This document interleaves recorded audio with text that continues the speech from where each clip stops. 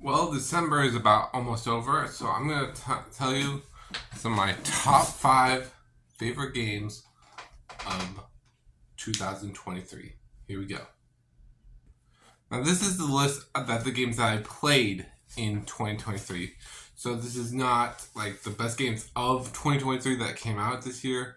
So this is games that I played during this year that I thought were really good, and some of them are a lot of them are on this year, but some of them on this year, but some of them are not. So if I don't, yeah, I never got the chance to play Baldur's Gate, which was considered Game of the Year. So sorry I haven't played it.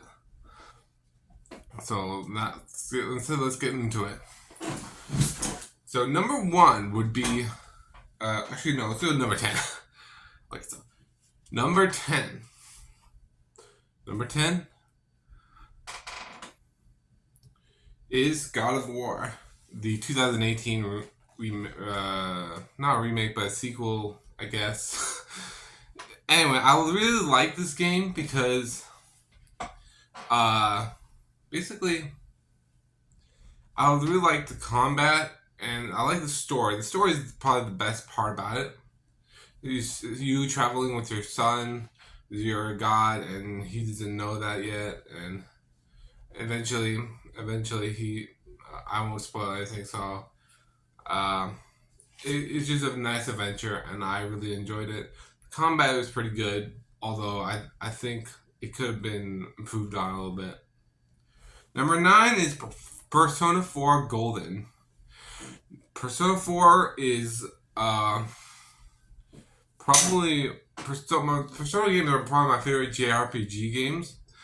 Persona 4 Golden is one of the best role playing games out there uh, for JRPGs.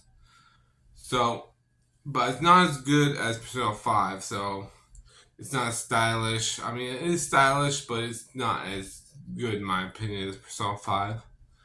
And I have not played Persona 5 Royal. I'm planning on that next year.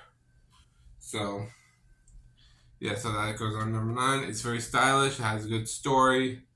I really like the combat. It's very simple, easy to understand, and yeah. Number 8 is Far Cry 4.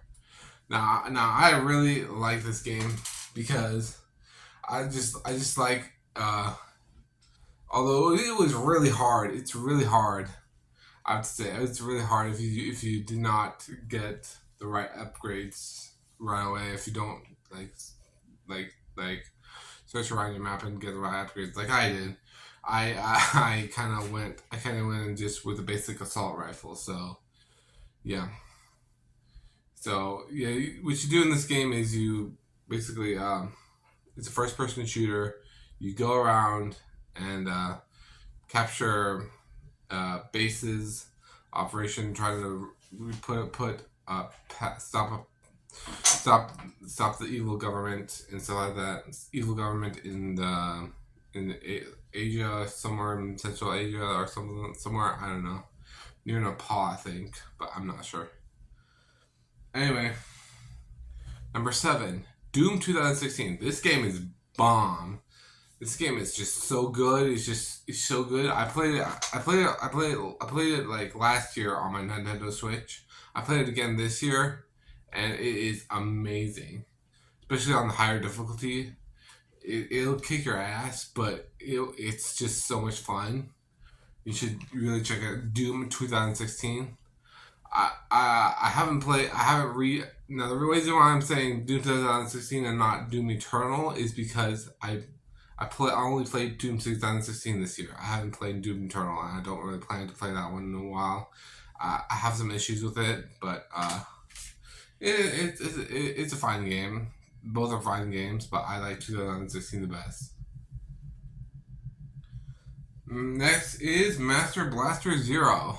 I like simple games, so it's simple and it didn't take that long to beat.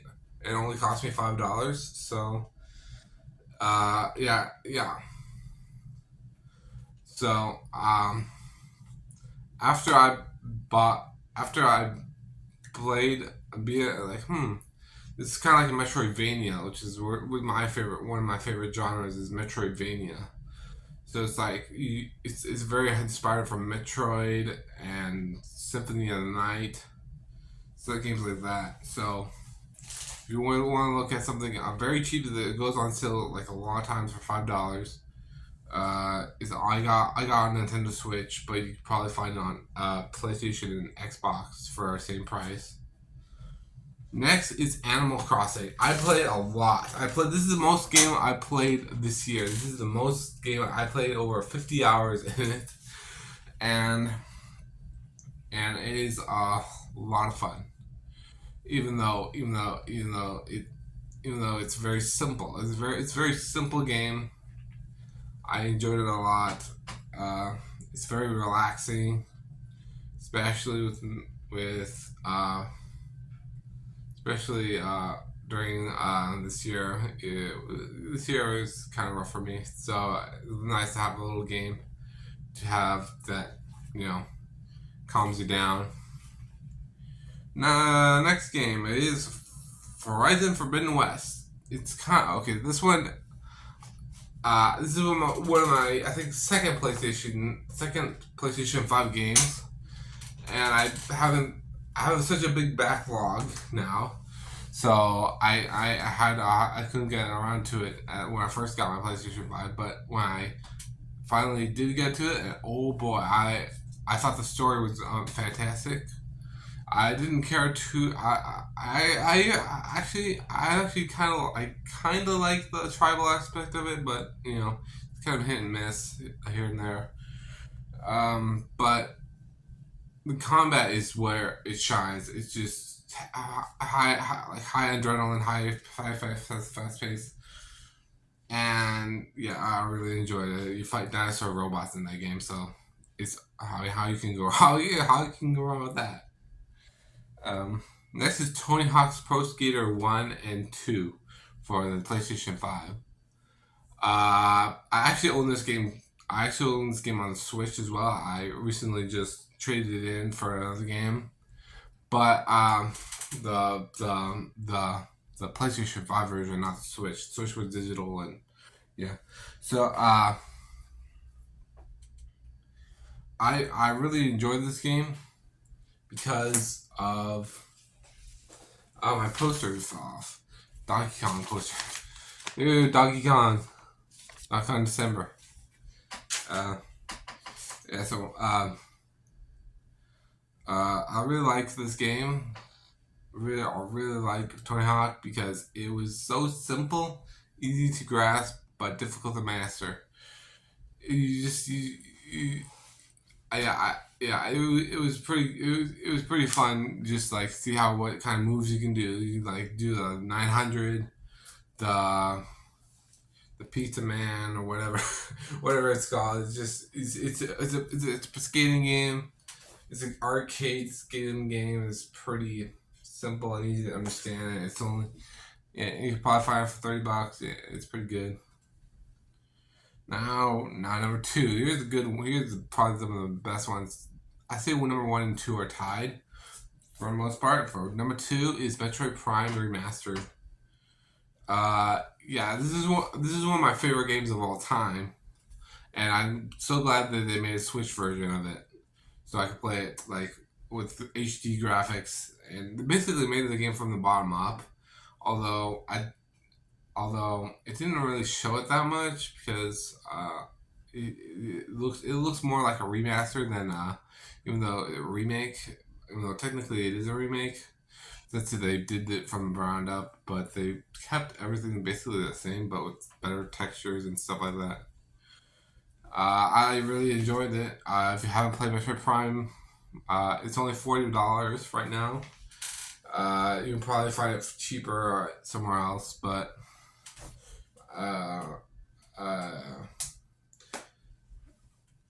yeah. So I really liked Metroid Prime because you can basic, basically in this game You are a bounty hunter and you're on a planet, and you feel that there's about so much atmosphere in this game. It's just like the only thing I don't like about this game, the only one drawback of this game is you have to fight the Chozo ghosts, and those are annoying. I did not like the Chozo ghosts, the Chuzu or whatever they're called. Last but not least, it is Tears of the Kingdom. I'm currently playing this right now. I haven't finished it, but it is probably one of my favorite games this year. I played over 30 hours in it. I'm about halfway done, and it's just so big. It's so big. So much stuff to do. It'll it'll be like, yeah. My favorite part is just like exploring everything, exploring of conquering the mini dungeons, and the dungeons are much better in my opinion than the Breath of the Wild ones. Tears of the Kingdom has better dungeons, bigger dungeons, better boss fights. So far, haven't fought bosses like. There's only one boss fight I didn't really like, and that was like the water one. So yeah, yeah. Tears of the Kingdom is game of the year for me. So comment your top 10 games down below, and I hope you enjoyed. Merry Christmas, Happy Holidays. I'll see you next year. Bye.